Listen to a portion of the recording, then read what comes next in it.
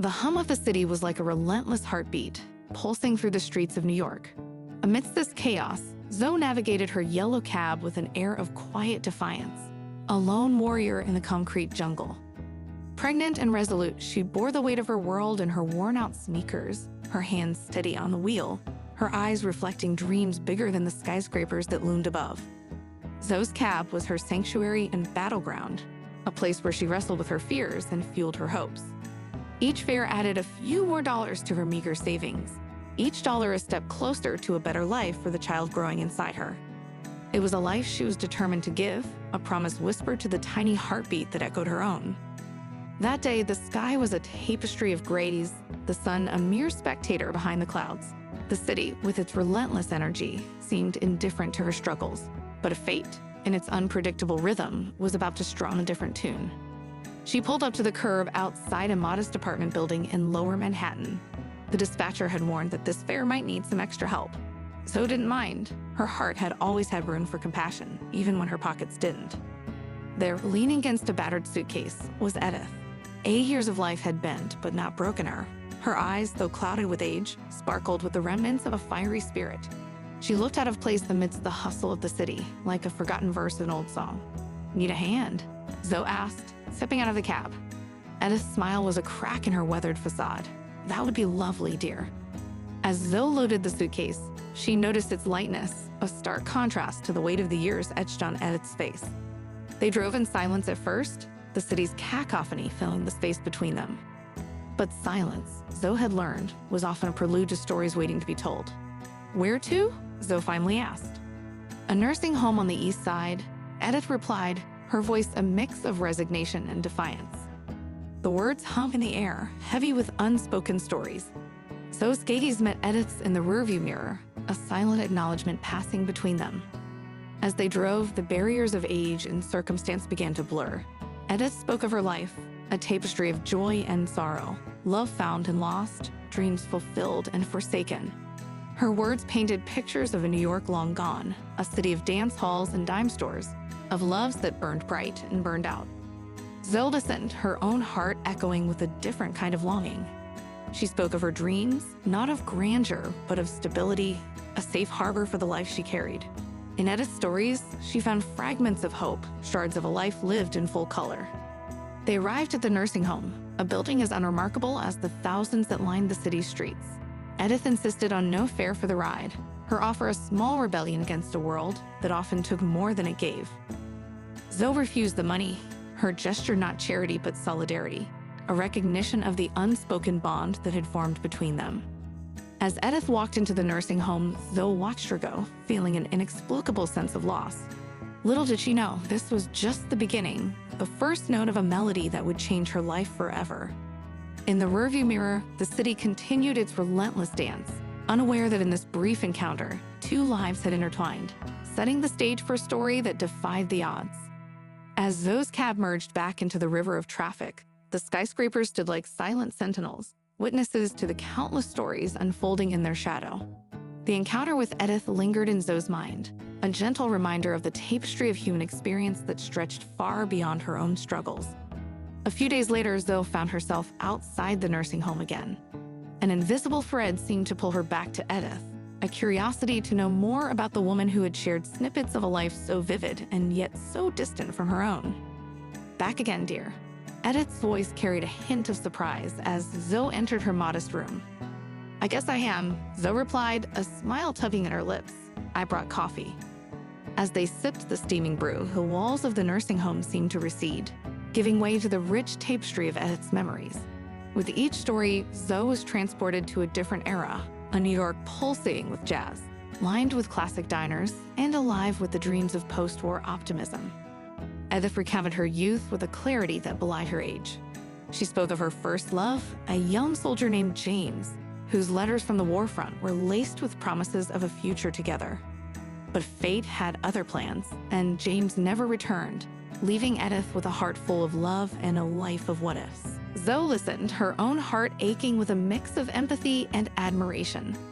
She marveled at Edith's resilience, how she picked up the pieces of her shattered dreams and carved out a life for herself.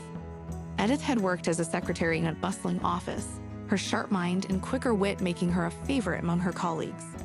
But life wasn't all work, Edith said, a mischievous glint in her eye.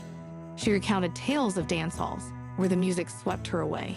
And for a few hours, the pain of lost love was drowned in the rhythm of the big bands.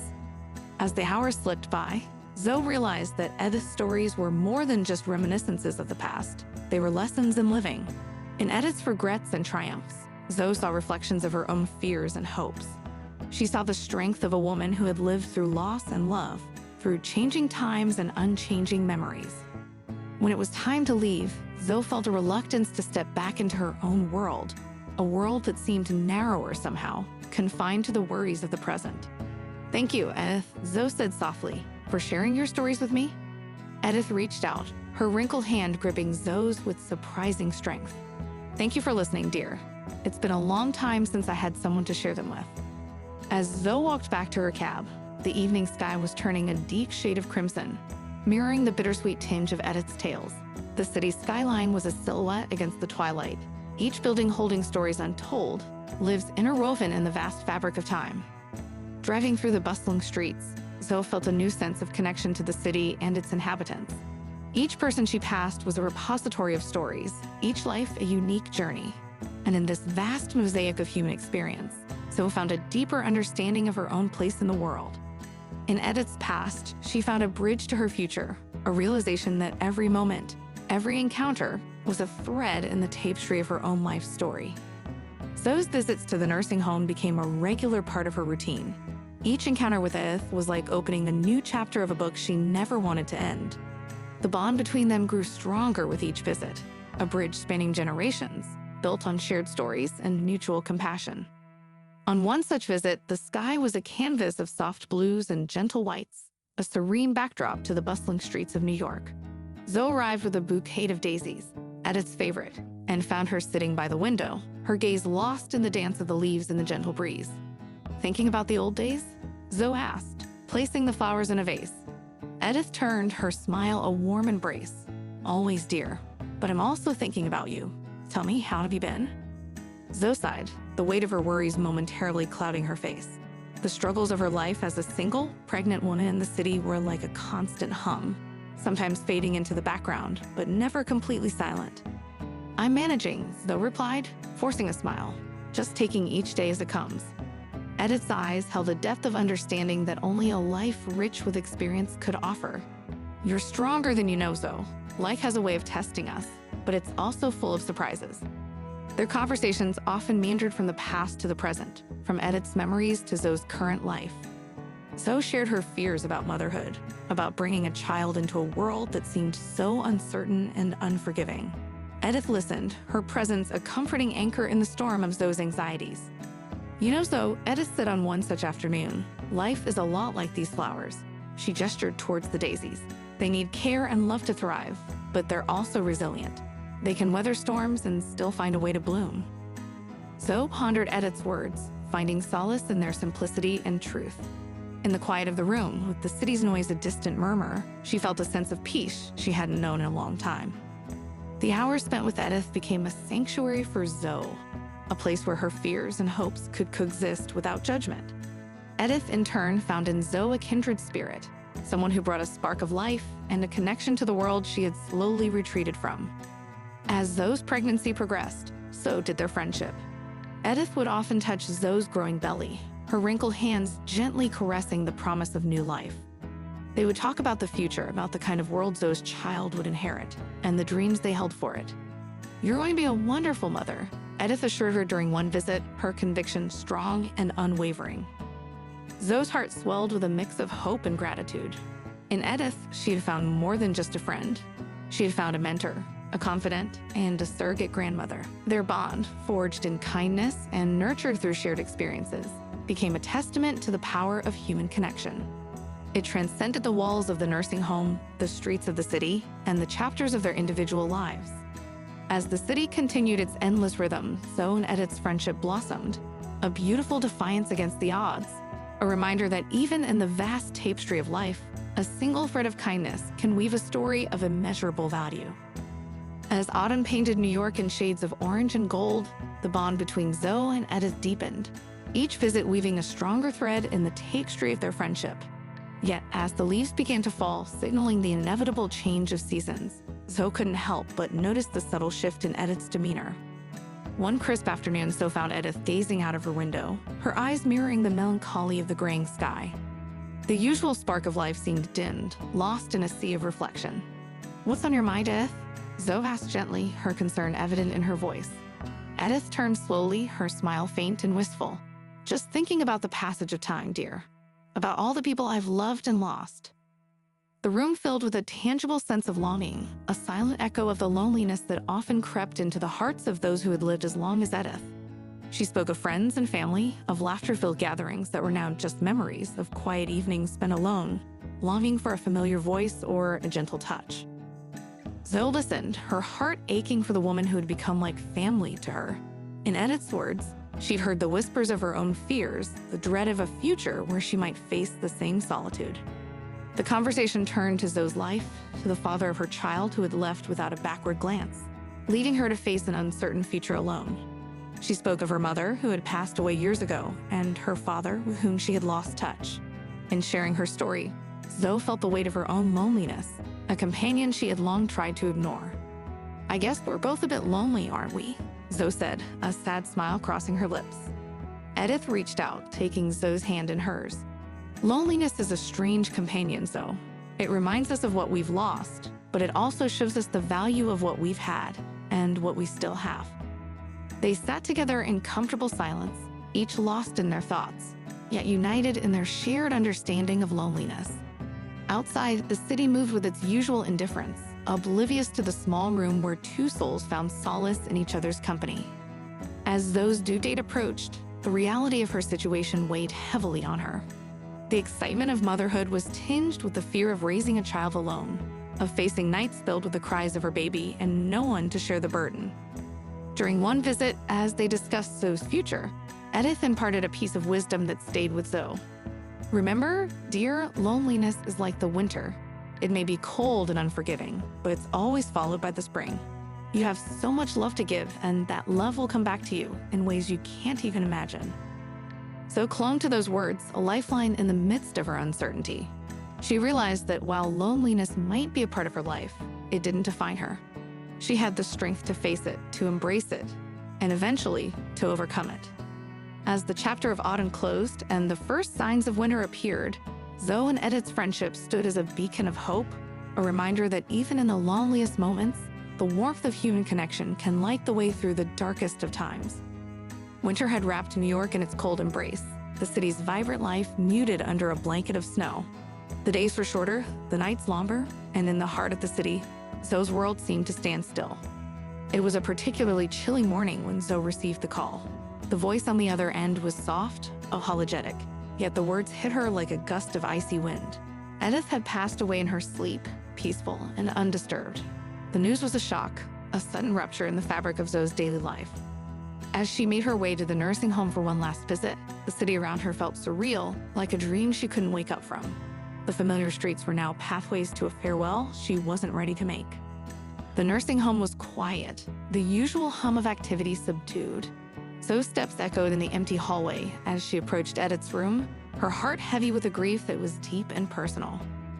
The room was as Edith had left it, her belongings a testament to her existence. The chair by the window, where she used to sit and watch the world go by, was now vacant, a silent witness to the countless conversations and shared moments it had held. Zoe sat down in the chair, enveloped by the lingering essence of Edith. Memories flooded her mind, each a precious moment they had shared. The stories Edith had told, the wisdom she had imparted, the laughter and the tears, all swirled around Zoe, a comforting yet painful reminder of what she had lost. In her hands, Zoe held the last gift Edith had given her, a small, worn-out photo album, filled with black and white pictures of Edith's life. Each photograph was a window into a past long gone, a life lived with vigor and passion. Zoe turned the pages slowly, her fingers tracing the faces and places that had been part of Edith's journey. It was then that Zoe truly understood the depth of Edith's impact on her life. This remarkable woman had been more than just a friend. She had been a mentor, a guiding light, and now a cherished memory. The staff at the nursing home found Zoe there, lost in thought. the album open in her lap. They spoke softly, offering condolences, but their words were a distant echo in the void that Edith's passing had left. The arrangements for Edith's funeral were modest, befitting the unassuming life she had lived in her later years. Zoe attended, a solitary figure amid a sparse gathering of acquaintances and nursing home staff. There were no relatives, no tearful goodbyes from family, just a quiet acknowledgement of a life that had touched others in ways that were profound and lasting. As Zoe stood by the graveside, the winter air crisp and biting, she felt a deep sense of loss, not just for Edith, but for the stories that would remain untold, the wisdom that would go unshared. Yet amidst the sorrow, there was also a sense of gratitude for having known Edith, for the bond they'd formed, and for the legacy she had left behind. The funeral concluded with a quiet goodbye, a final farewell to a woman who had lived, loved, and left a mark on the world in her own unique way. As Zoe walked away, the first snowflakes of the season began to fall, each a gentle reminder of the transient nature of life and the enduring power of the connections we make. The days following Edith's funeral were a blur for Zoe. The rhythm of the city continued unabated, but for her, time seemed to move differently, each tick of the clock a reminder of Edith's absence. The loneliness she had shared with Edith now enveloped her, a solitary shadow in the midst of New York's unrelenting bustle. Zoe's routine trips in her cab became a mechanical process, her thoughts often drifting to the memories of her time with Edith. The echo of their conversations, the warmth of Edith's wisdom, and the laughter they shared lingered in her mind, a bittersweet symphony of the past. It was during one of these reflective days that Zoe received another unexpected call. A lawyer representing Edith's estate requested her presence for the reading of the will. The news was as surprising as it was perplexing. Why would Edith, a woman of modest means, as far as Zoe knew, have a lawyer? And why was she, a mere acquaintance, being summoned? Curiosity mingled with her grief. Zoe found herself in a stately office in downtown Manhattan, the kind of place Edith's stories often harkened back to, yet far removed from the humble confines of her nursing home. The lawyer, a middle-aged man with a gentle demeanor, greeted her with a solemn nod. "As you may know, Edith had no surviving relatives," he began, his voice formal yet sympathetic. "She made some specific arrangements regarding her estate." Zoe listened, a sense of unreality washing over her.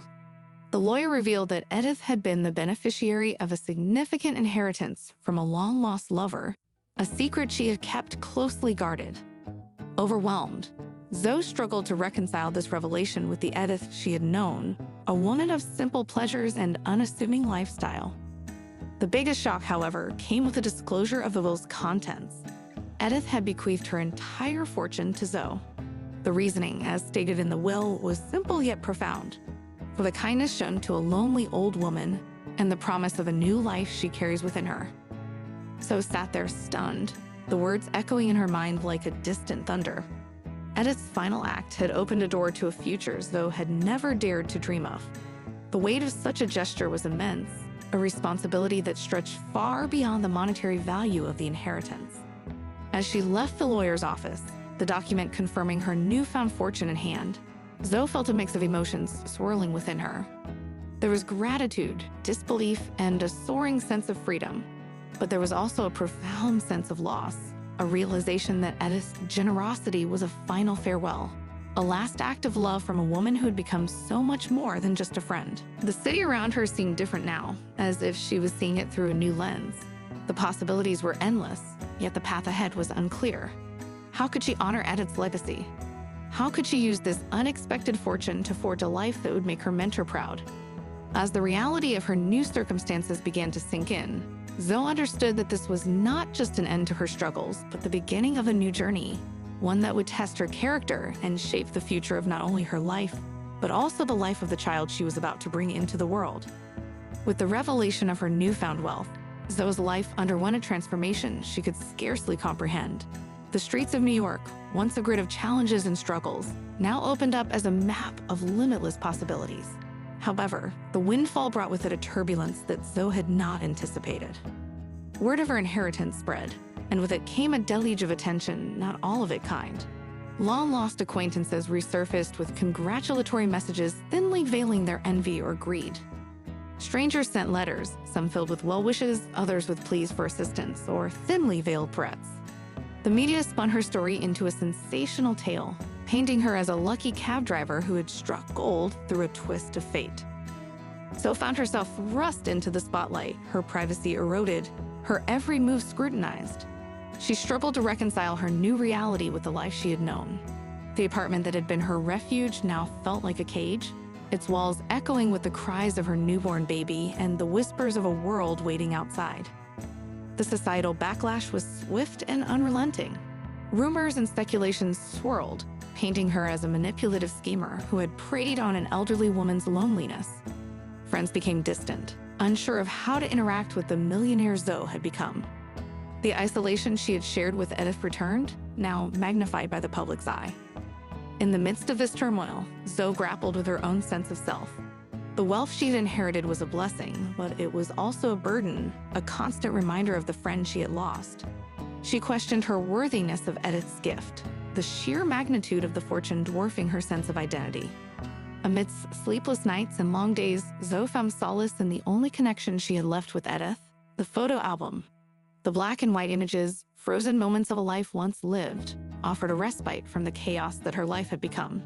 Edith's smile, captured in those photographs, seemed to reassure her, to guide her through the uncertainty.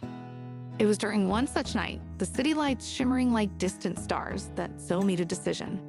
She would not let the inheritance define her, nor would she allow the world to dictate the narrative of her life. Edith had entrusted her with this fortune for a reason, and Zoe was determined to honor that trust. With newfound resolve, Zoe began to chart a course for her future.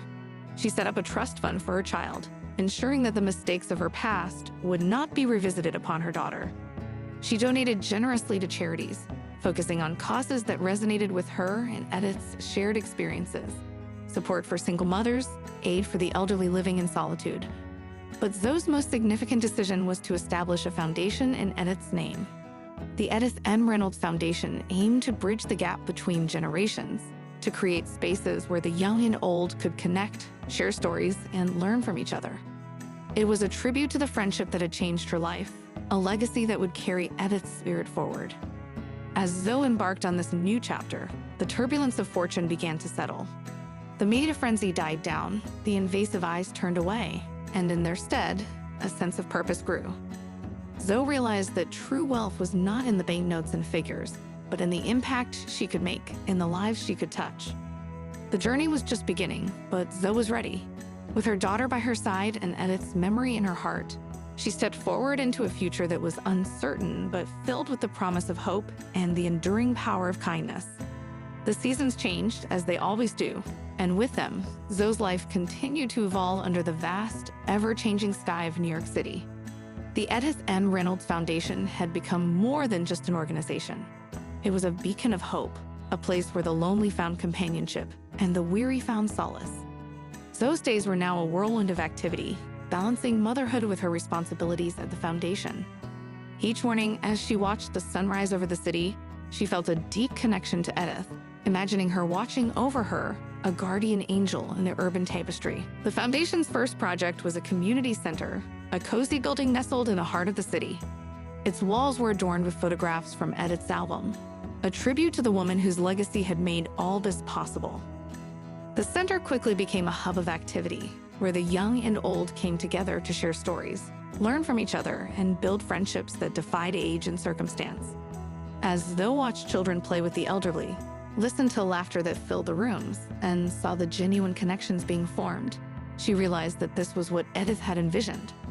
This was the legacy she had entrusted to her, not just the wealth, but the responsibility to foster love, understanding, and companionship.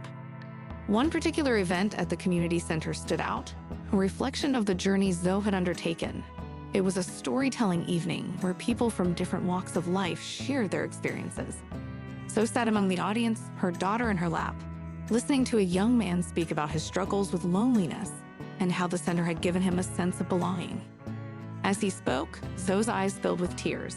She saw in him a mirror of her own past, a reflection of the uncertainty and solitude she had once felt.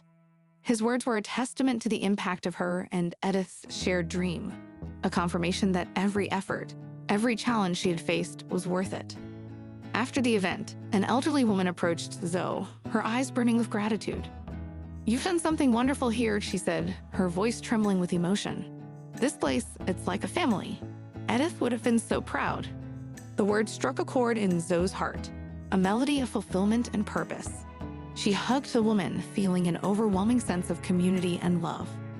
The final pages of Zoe's journey with Edith were not just written in bank statements or foundation reports, but in the smiles of children learning from the elderly, in the stories shared over cups of tea, in the quiet moments of companionship that filled the once lonely corners of many hearts.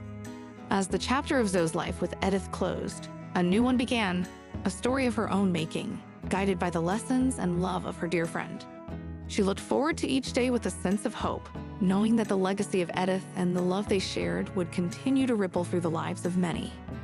The book of Zoe's life was still being written, each day a new sentence, each challenge a comma, each triumph a period. But the overarching theme, the thread that wove through her narrative, was clear: a legacy of love, born from a chance encounter, nurtured through kindness, and sustained by the enduring power of human connection.